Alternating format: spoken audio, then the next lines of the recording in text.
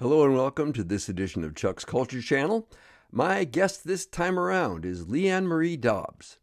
She's bringing her show, Why Can't a Woman, to the Blue Strawberry here in St. Louis on Friday, March 31st. See the video description field below for tickets and other information. In this show, she invites you to celebrate the musical strength and lyrical beauty of women through classic Broadway songs and what she calls sassy standards, many originally intended for the male voice.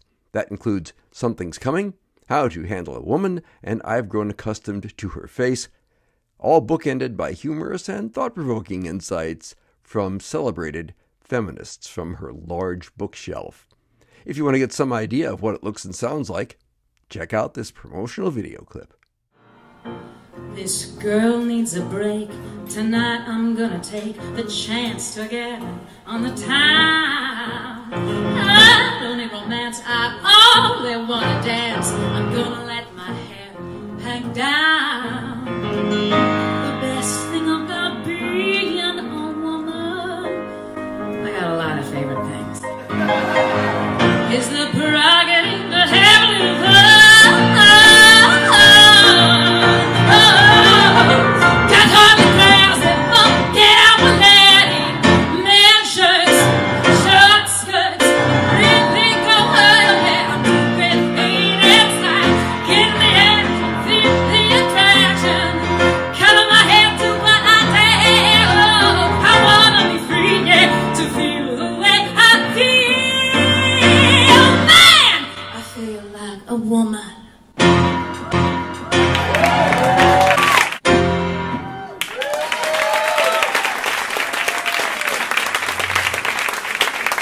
They've grown accustomed to her face. So there you go. Little quick video clip preview of Lianne Marie Dobbs' show, Why Can't a Woman? And here is the woman herself on Chuck's Culture Channel. Lianne, thanks so much for taking time from your schedule to say hi today. Oh, thank you, Chuck. Thank you. I'm so excited to come back to St. Louis. Okay, let's talk about that first. Back to St. Louis. When were you here last? Last, I was here in October of 2018 at the Gaslight Theater. Jim right. Dolan from Blue Strawberry brought me and William Michaels out. William Michaels is currently in Parade on Broadway, and that was shortly after he was in he was Emile Lebec in South Pacific on Broadway, and he and I did Broadway's greatest hits. It was just I'm sort of a classic belter, and he's a wonderful baritone. So we did a really fun duo show at Gaslight for 2 nights with Ron Abel, who is now, that's how I met Ron Abel, and he's my current musical director that I will be bringing back to Blue Strawberry in St. Louis. Okay, very good. I'm sorry I missed that show, but I do recall the Gaslight series well. I reviewed a number of those. And of course, that was before Jim had the Blue Strawberry all set up. It was, yes, but it was a lovely way to get to meet people, because the other 2 times I've been through St. Louis, I was in the first national tour of Irving Berlin's White Christmas at the huge Fox Theater. Yeah. And I was there, I believe we were there the week of Christmas with the first national tour. And I was the cover, I've been the cover many, many years for the Betty Haynes role, the Rosemary Clooney role. Okay. So, but I didn't really get to know people because that theater is so majestic, massive, yeah. Box. So it was nice after coming through on the tours to then be at Gaslight and get to meet people. It was great. Mm-hmm. Yeah, well, this is even more intimate than Gaslight, trust me. I'm excited. Yeah, Blue Strawberry Showroom. Well, you can see behind me, you get some idea of the scale, but it's an intimate performance venue, really kind of ideally set up for cabaret. Yes. Yeah, and I host a singers open mic night there every month, and so I'm really familiar with the place. I think you'll like it. Oh, great. Thank you. So anyway, but let's talk about your show, Why Can't a Woman? Already gave people a quick intro, but now this show was first presented at 54 Below last year, right? Actually, the first time was February of 2020. I did it at the 42, which is a great, a little newer, just a couple years old, great spot just off of Times Square. So I did it February 2020, and I got rave reviews by Broadway World and everyone. It was really well received, and I had hoped to take it out later that year. but as Well, it yeah. became possible. So then I decided to do it one more time in New York, and 54 Below wanted it. So I was a 7 p.m. headliner in November, Mhm. and I was able to integrate, since it was the second time sharing it after what seemed like a very long 2.5 years, almost 3 years. Yeah. I integrated some guest musicians, and it was very special. And that is what the success of the 54 Below run is, what allowed people like Jim Dolan and Fine Saints at the Nico in San Francisco and Fine Saints at Hotel Carmichael. They reached out to me after hearing about the show in November and asked me to take her out on tour. So All here I right. am. Here I am. Yes. Okay, So very it's in good. 3 different cities this March. Yes. So it's Oh, exciting. okay, so is the show going to be appearing somewhere else after you leave St. Louis? Yes, I'll be at Feinstein's at Hotel Carmichael in Carmel, Indiana, actually on Saturday, April 1st, the Okay. very day after I'm Oh, at Blue wow. Strawberry. I'm at Blue Strawberry on Friday, and then at Hotel Carmichael on the 1st. Okay. I will make sure I have a link in the video description field down here where people can go find out where else they might see your show Oh, and thank you. get them up to date on your other stuff. So Thank that's you fine. so much. Yes, hoping for Chicago and Minneapolis. Everything takes a while to work out, but these are the definites that I'm coming to this week, so I'm very excited. Okay, excellent. So what was the basic genesis of this show? I mean, what made you come up with the idea for this? Well, I am somebody that I love listening to lyrics in Hmm. songs that are I love the golden era of Broadway. The Yeah. Broadway musicals of the 50s and 60s, especially the 60s, are my favorite. But what I love about some of these lyrics by like Lerner and Lowe Hmm. is, yes, they progress the story of, Henry Higgins, but you can also take the lyrics and look at them on their own and hear and see a whole different scenario without changing the words. Right. So the first song that was what I will call my anchor for the show was I've Grown Accustomed to Her Face. And when I've heard that as a standalone song in recordings, I've always thought that to me is the song of a mother's woes.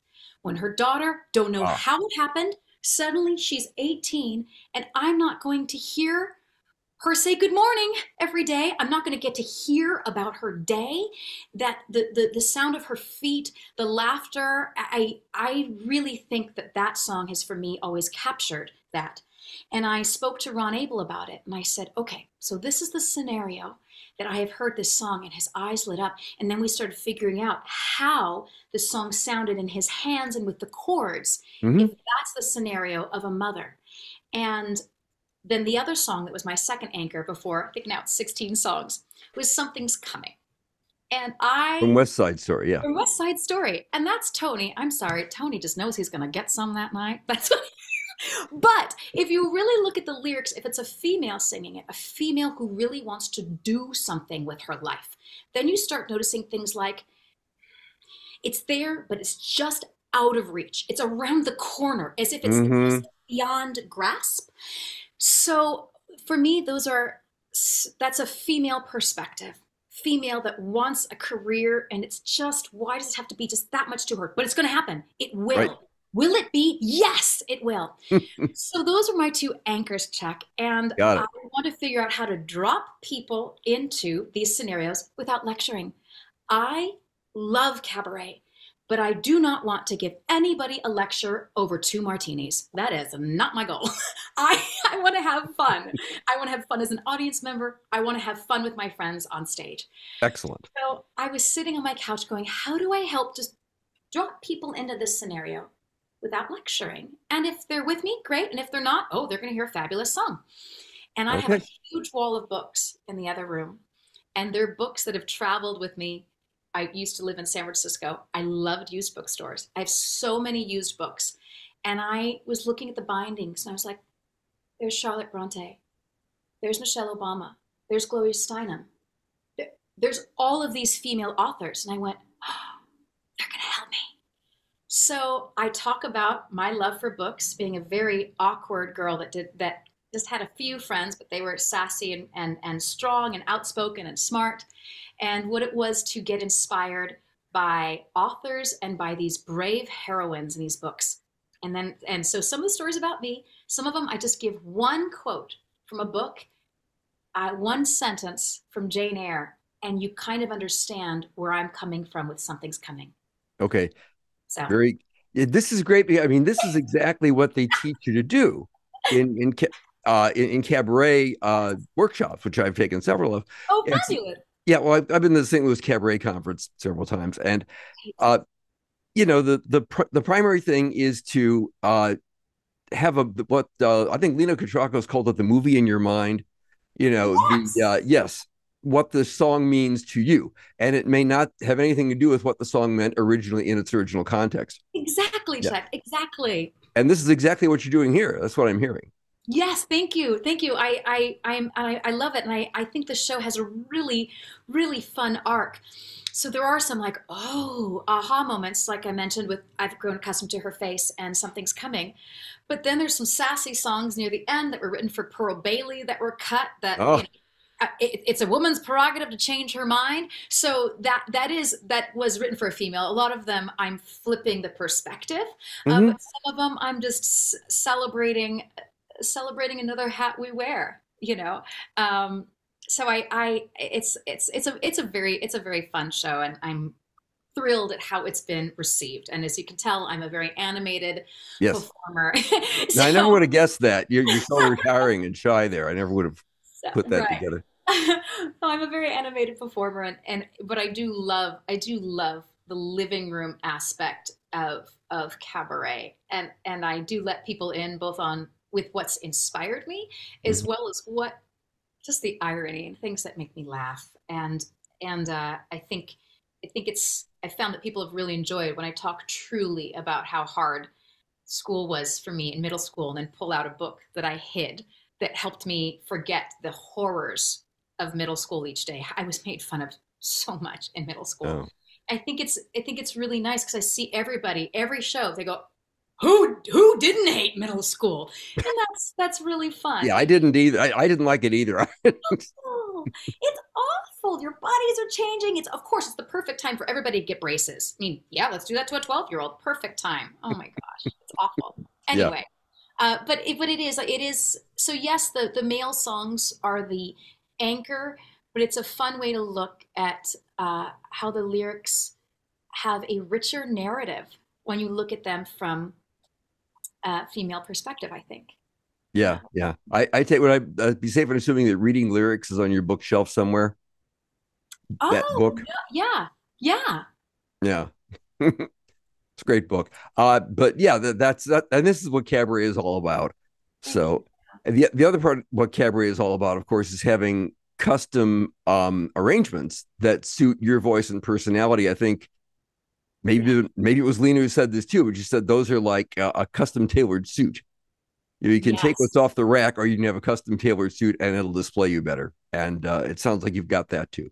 I do. And actually, through the last, the very alternate life that I had as a full-time performer for the last two Mm. and a half years, I worked a lot one-on-one with Ron Abel because we felt comfortable getting together, making songs be mine. And I also am gifted with having my partner be an actor, but also a professional guitar player. And Oh, we went okay. from having, I think he had two arrangements for me before pandemic. I think we have about 60. So I actually have really come to own putting in my voice teacher calls it the Lianne sauce. Sorry, I don't, that's just what he calls it. The Lianne sauce onto songs. And and Luke actually is coming with me to St. Louis and Okay. Indiana, and he is going to play one of his arrangements for me. There will have one moment that will be acoustic guitar and voice, and I love just shifting that for a moment. There's nobody like Ron Abel at the piano, but it's nice to just take a break and suddenly have the gentle sounds of a guitar with me. So Well, we'll be that's doing great. Well, that next month. you'll have a good venue for that at the Blue Strawberry, I Yes. think. Yes. Okay. That's great. I mean, the show sounds terrific. I am very glad you had some time to talk to me about it today. Everybody, tell your friends about Chuck's Culture Channel. Share this on the socials and anti-socials, and check the video description box below to see all the information you need to go see this show at the Blue Strawberry. I got ticket information down there and everything, and also information on where Leanne is going to be in the future. So, Yes. Thank you so much. I Leanne, know. Leanne, I'll be thanks on for your television screen shortly too, so that's fun around the corner. yes. So, Leanne, thank you for Yes. joining me here, and everybody else, we'll see you next time. Thank you. Thank Sayonara. you for your time, Chuck. I'll see you soon, St. Louis.